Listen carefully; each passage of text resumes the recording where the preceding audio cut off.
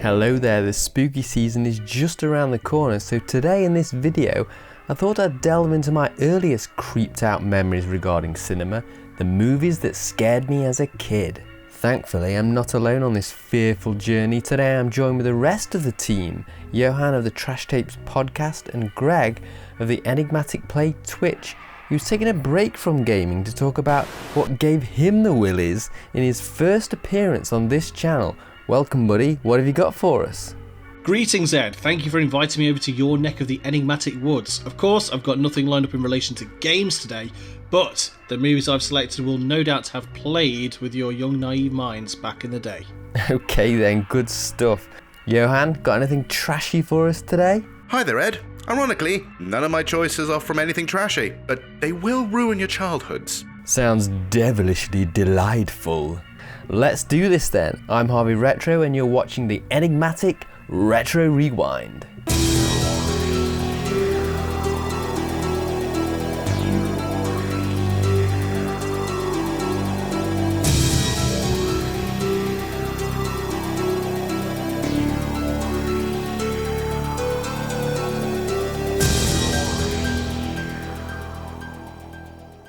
Right then, let's kick things off with Poltergeist 2. Now I know what you're thinking, why the sequel? The original was way better.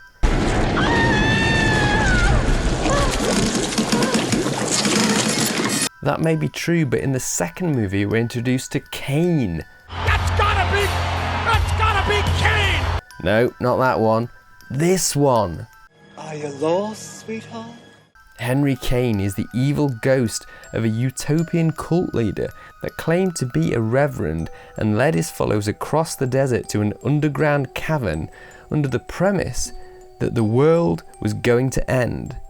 But his goal was actually to kill his followers and himself and harvest their souls to become a powerful spirit in the afterlife. Quite arguably now one of the most iconic and scariest characters in the series. He is the epitome of stranger danger, and I think that's why this scene absolutely terrified me. I'll sing you a song till your mom comes back. God is in his holy temple. Enjoying this video? Show your support by hitting that thumbs up, subscribe and notification bell. Okay, moving on to our second pick. What have you got for us, Greg? So dear viewer, I want to cast your minds back to 1984. And no, I'm not talking about the classic George Orwell dystopian novel. I am talking about Indiana Jones and the Temple of Doom. Now, if you asked me to discuss the plot of this movie, I would be at a loss for words. I only watched this once when I was 9 with the folks, but what I saw that day, dear viewer, has stayed with me for the past 22 years. Yes, I am of course talking about that sacrifice scene.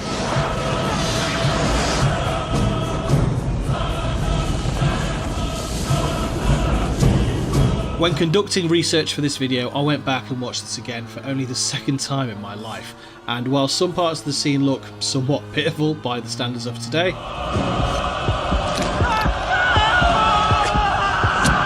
the man's still alive, praise be to Kali. The hellish scene, complete with chanting, a fire pit and a man with horns, still filled my adult brain with a sense of fear, just like it did over 2 decades ago. The original Indiana Jones trilogy was filled to the brim with gruesome death scenes when you look back.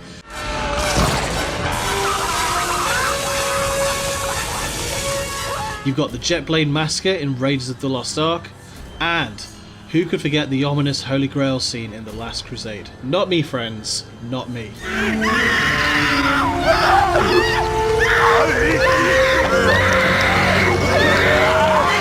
Okay, thank Carly that's out of the way. Johann, over to you. What have you got for us? Alright, for my first choice, we're going to look at Disney's Pinocchio. He's my conscience. He tells me what's right and wrong. What? Yes, Disney.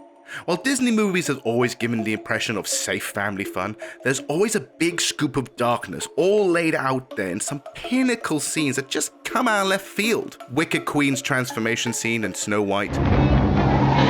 Look. My hands. Ursula's death in The Little Mermaid, all things Maleficent in Sleeping Beauty. Now shall you deal with me, O prince. Even the elephants on parade scene in Dumbo is legit creepy. What a sight! Chase 'em away! Chase 'em away! I'm afraid, need your aid, big elephant. But for me, the most terrifying Disney scene as a kid was from 1940's Pinocchio, and everything on Pleasure Island.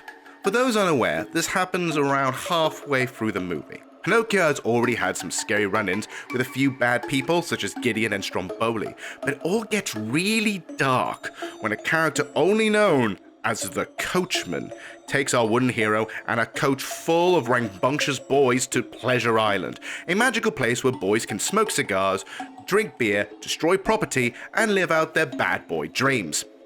Only it turns out that this place turned kids into donkeys and is then sold in the donkey slave trade. I mean, Jesus, this is a kids movie, right? I want to go home to my mama. Take him back! He can still talk! The scene that used to terrify me the most, though, was the transformation scene. We see Lampwick, one of the rough kids, slowly change into a donkey, piece by piece. The realization that he is no longer human and pleading for help before fully changing into a raving donkey is the stuff of nightmares. His hands turning into hooves right on screen is something more akin to a David Cronenbergian body horror than a film for the whole family. Honestly, terrifying. That used to scare me straight and made me behave a little bit better when I was a kid. Huh? What's going on? And now back to Ed with his second choice. Thanks, Johann. Okay, my next pick is not a horror movie, but it was absolutely terrifying. I couldn't do this list without including Return to Oz.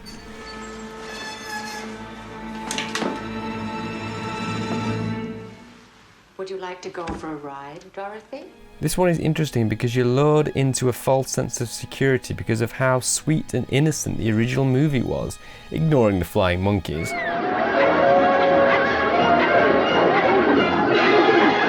You're not expecting this. And this! Come here! And it is these elements in particular that I'll focus on. Princess Mombi and the Wheelers were definitely the stuff of nightmares.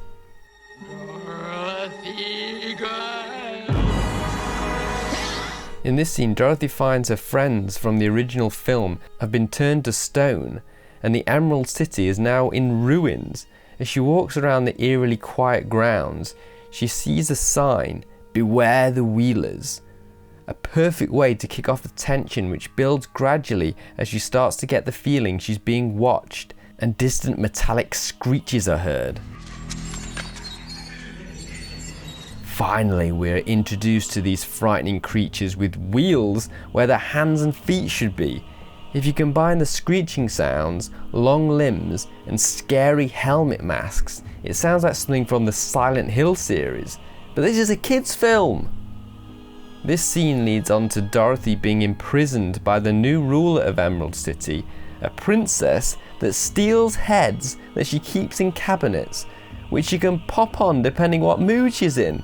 She's decided she wants Dorothy's head, of course. The collector in me now admires Mombi's passion project, but at the time, I was traumatized by this. Okay, moving back to Greg, what have you got for us? Thanks, Ed. So, viewers, let's discuss Jaws. Another good example of Steven Spielberg scarring a young, impressionable preteen Gregory. But this time, so that I would never go back into the water again. And this was true. I didn't. Well, not for the 10 years or so that followed. Now, I have watched this one back a few times since the first viewing, and I can honestly say that yes, this movie is iconic. Released in the summer of 1975, this movie truly gave birth to the traditional summer blockbuster. From a faulty mechanical shock forced them to rewrite the script so more of the movie took place on land, to a young Spielberg insisting on filming the movie on set in the Atlantic Ocean instead of a more typical North Hollywood tank.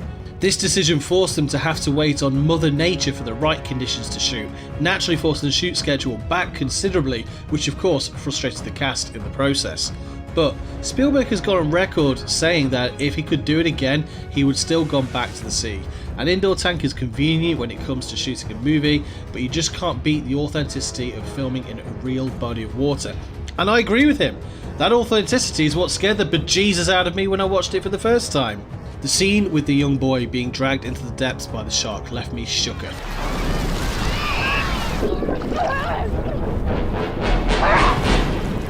And fueled my nightmares for the weeks that followed. The movie also fueled a very real phobia that I live with today, thalassophobia, or the fear of large bodies of water. The thought of not being able to see the ocean floor when submerged is enough to leave me in a cold sweat. We know all about you, Chief. You don't go in the water at all, do you? It's also the reason you'll never catch me playing Subnautica on the Twitch channel. So there, now I've laid out my biggest fears for you all to see and exploit, let's swiftly distract you with Johann's second choice, Mr. Chapol. Thanks, Greg. So, let's talk about that infamous tunnel scene from Willy Wonka and the Chocolate Factory, huh? Wonkatania. Okay, so this may be a really predictable one, but it has every right to be. It is a scene from a seemingly sweet, if not dark, humoured kids film, but suddenly turns into an all-out psychological horror in one fell swoop. You're going to love this. The remaining kids go on a nice boat ride on the SS Wonkatania, with a pit stop straight through hell, it seems. There's no earthly way of knowing. It is masterly done, with the creepy music, the kaleidoscopic colours, and the terrifying imagery playing in the background. There are shots of bugs over people's faces, peering eyeballs, and a very clever jump cut to make for a believable chicken beheading. Turn this around, Wonka! But what makes this scene so scary is Gene Wilder's performance. It is mesmerizing to see his face start from cheeky and nonchalant to downright manic, screaming and bellowing at his passengers. And they're certainly not showing any signs that they are slowing! Wilder was apparently so committed to his intense delivery that even the kid actors themselves did not expect it, leading to some genuinely unnerved reactions to the reciting of the poem in that scene. As a kid, it made me honestly uncomfortable and taught me that even the nicest things can have a sinister twist to them. The same can be said to many other people who over the years have been examining this one sequence for any hidden meanings or even conspiracies. It just shows how impactful and traumatizing this boat ride was. Now that mind trip is over, let's take over to Ed for his final scary scene. Thanks, Johann. Right then, my final pick is a film not everyone is aware of, and my introduction to the haunted house genre. What's the catch? Catch, Mr. Curtis? Yeah, a bargain like that wouldn't stay on the market a minute. Maybe there's a ghost. Disney's Watcher in the Woods from 1980 is a little gem my family had taped off the TV. Me and my sisters watched it repeatedly, and I still watch it today. It's supposed to be a family-friendly Disney film, but it's actually much scarier than you'd think due to its chilling atmosphere and tension building.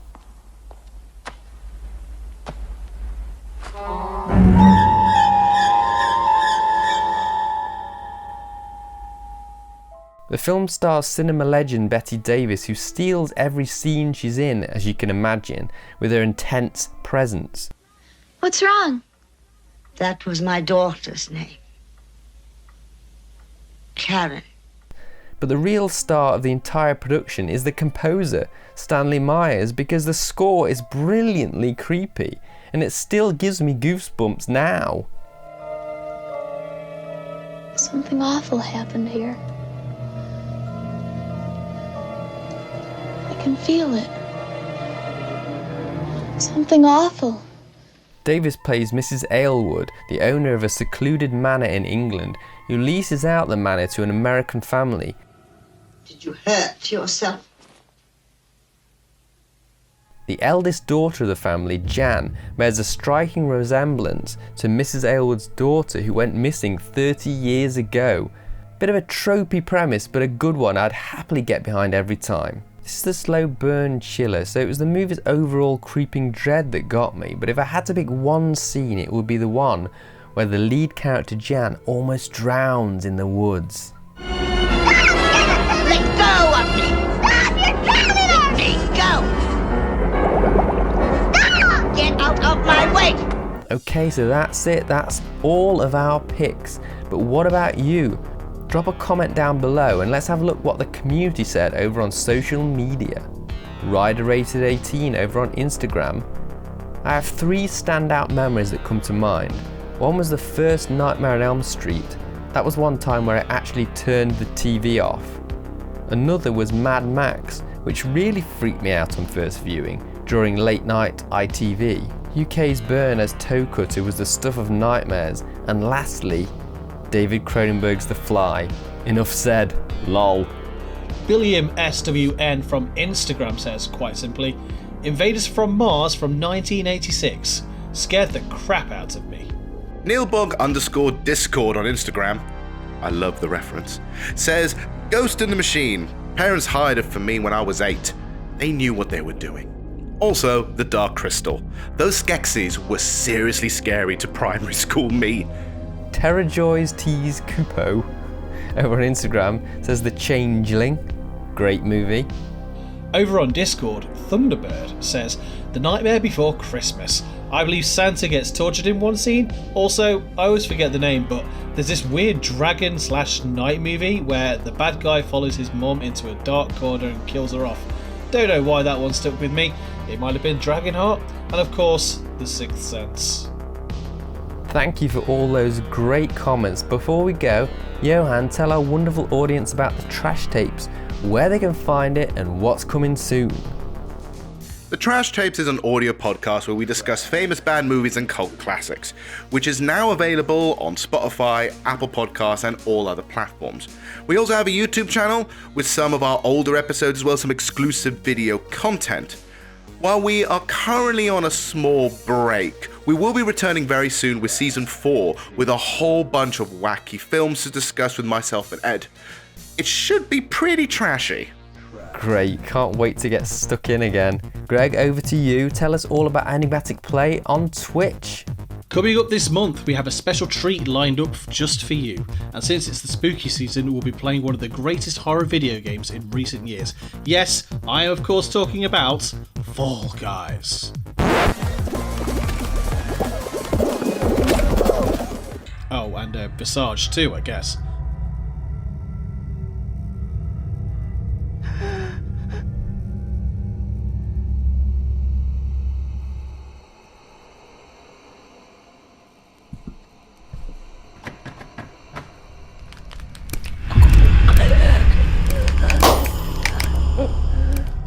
That's right, Johann will be joining me as he takes control of Wayne in the crowd-funded, PT-inspired nightmare Visage, developed by Sad Square Studios.